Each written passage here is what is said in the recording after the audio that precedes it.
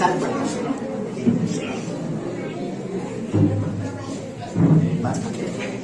आप बैठे। हमारे बीच में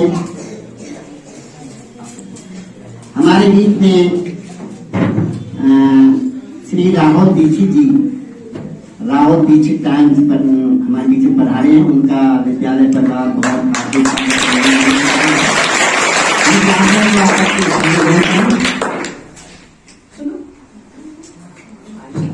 और श्री संतोष जी से अनुरोध करते हैं उनका माल्यार्पण में करके स्वागत करें और हमारे अध्यक्ष जी और हम दोनों की तौर से सम्मानित करें।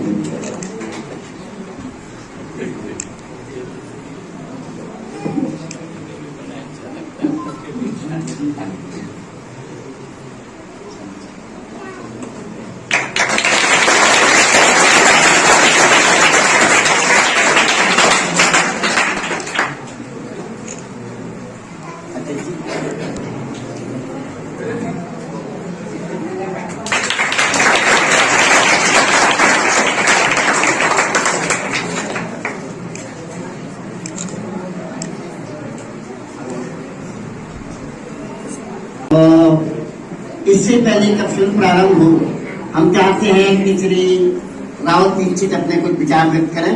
उसके बाद तो फिर जल्दी अपना IAS PCS की कोचिंग चलाते हैं, इनके बारे में परिचय करते हैं, परिचय देते हैं।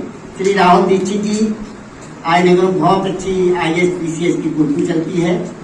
इनके द्वारा पढ़ाए हुए 70 बच्चे IAS PCS में हो चुके हैं और एक परिचय है, हमारे बहुत ही प्रिय है, अनुज है, बहुत सम्मान करते हैं। कहीं भी जब उनसे अनुरोध करते हैं भैया राहुल इसमें रहना है और इस कार्यक्रम में आपको तन मन धन से सहयोग करना, कभी पीछे नहीं रहते हैं। ये इनकी बड़ी विशेषता है।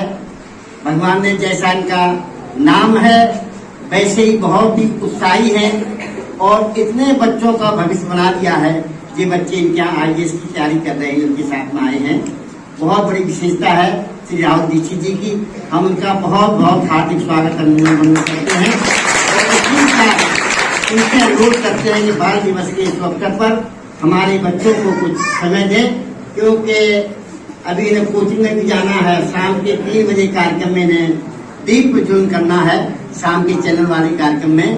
वो श्री राहुल दीक्षित जी और हमारे अध्यक्ष जी की कृपा से वहाँ का कार्यक्रम पूरा हो रहा है। तो हम चाहते हैं राहुल दीक्षित जी अपने 2 शब्द उद्गार के रूप में व्यक्त करें बाल दिवस के अवसर पर। और इतने बड़े कर्मयोगी हैं तो अपने बारे में कुछ परिचय देंगे, उसके बाद मंचासीन सभी आगंतुकगण का अभिवादन अभिनंदन करता हूँ। हमारे तुलसियान जी, राधेश्याम मिश्रा जी, व्याख्या मिश्रा जी, लालवती जी, संदेश जी, चतुर्वेदी जी, अन्य कवित्री जो हैं मंचासीन, आज सभी स्टूडेंट्स का आज 14 नवंबर है। तो आज के बाल दिवस के मौके पर मैं आपको कुछ बताना चाहूंगा और आपको एक दार्शनिक वृतांत की ओर लेकर चलना चाहूंगा। देखिए, जवाहरलाल नेहरू जी, इनको यूं ही देश हमारा चाचा नेहरू नहीं कहता है ना। आप इसको इस प्रकार समझने की कोई प्रयास करें कि मैं थोड़ा सा इतिहास के पन्नों के पीछे जाना चाहूंगा। भारतवर्ष दास्ता की जंजीरों में पूरी तरह से लिप्त था और हमारी भारत माता करा रही थी दर्द से, है ना। फ्रीडम स्ट्रगल मूवमेंट चल रहा था, स्वतंत्रता आंदोलन। ऐसे में इंग्लैंड से अपनी पढ़ाई अध्ययन पूरा कार्य करके लॉ की एकेडमिक्स पूरी इन्होंने LLM की डिग्री वहां से हासिल की। और ये जब इंडिया आते हैं तो 1930 से 1940 का जो पीरियड है ये बेहद पॉलिटिकल अपहीवल का पीरियड था। वैश्विक स्तर पर विश्व युद्ध चल रहा था, देश में मॉडरेट, एक्सट्रीमिस्ट, रिबेलियन फेज, इन सबकी स्थितियां चल रही थी। अब ऐसे में आते आते नेहरू जी ऐसी आखिर कौन सी विधा को छेड़े कि संपूर्ण भारतवर्ष, अखंड भारत, उनकी बात तो समझें। क्योंकि Nehru ji was coming after a long world journey और अभी तक ये glimpse of world history, the discovery of India ऐसे ग्रंथ लिख चुके थे और भारत की नब्ज को बखूबी ये समझते थे।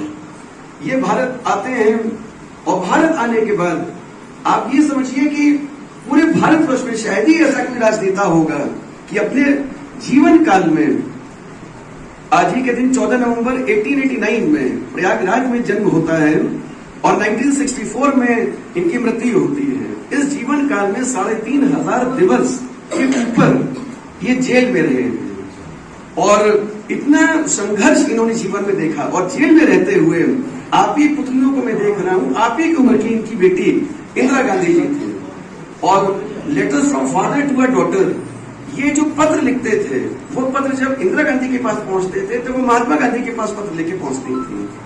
तो आजादी कितनी दुष्कर रही होगी, कितने मुश्किल प्रयासों से हम सबको आजादी मिली होगी। अब थोड़ा सा नेहरू जी के बारे में अगर हम इस तरह से चिंतन करें, भारत आ जाते हैं। भारत में वो बखूबी समझ रहे थे कि ब्रिटिश इंडिया है, कॉलोनियलिज्म क्या है, इंपीरियलिज्म क्या है, वर्ल्ड में allied forces second world war के उपरांत जो स्थितियां बनी हुई थी वो बेहद राजनीतिक उथल पुथल की स्थितियां थी। ये भारत आते हैं और भारत में जनता, जनमानस इनोसेंट है और बहुत लंबे समय से, सेंचुरीज बैक 1757 के जमाने से ये जो British occupation over Indian states हो चुका था, इसका संघर्ष चलता ही जा रहा है। आप ऐसे सोचिए।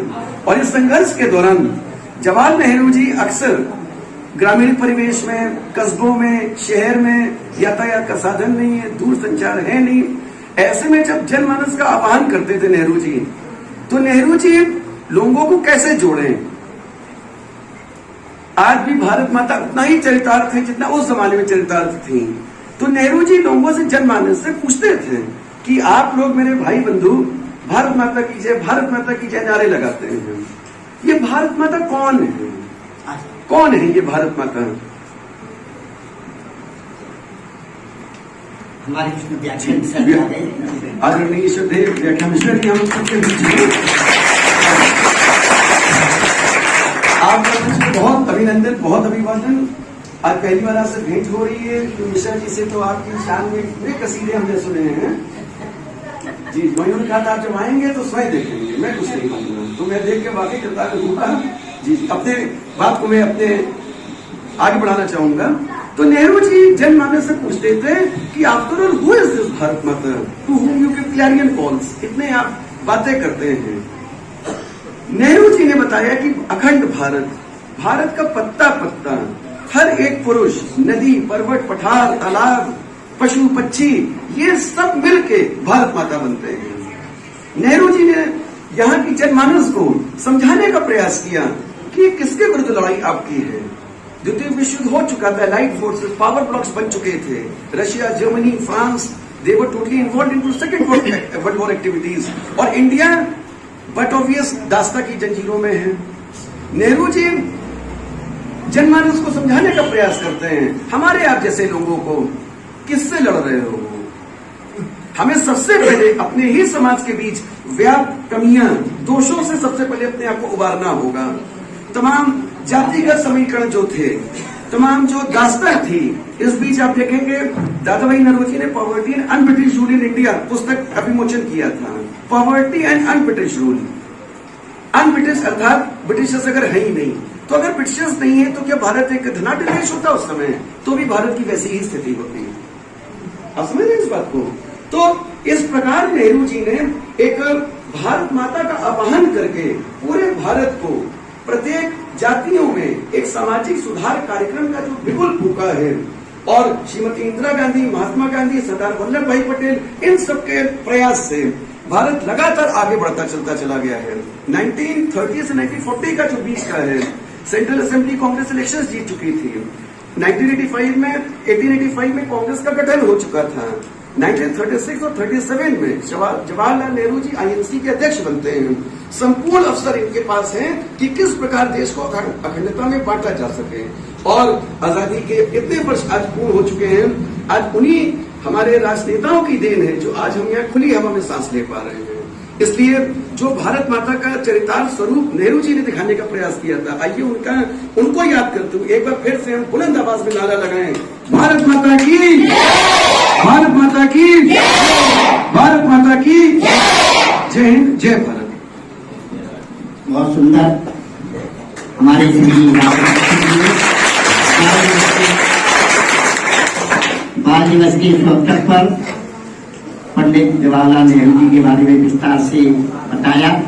उनका बहुत बहुत हार्दिक स्वागत अभिनंदन परिवार करता है। अब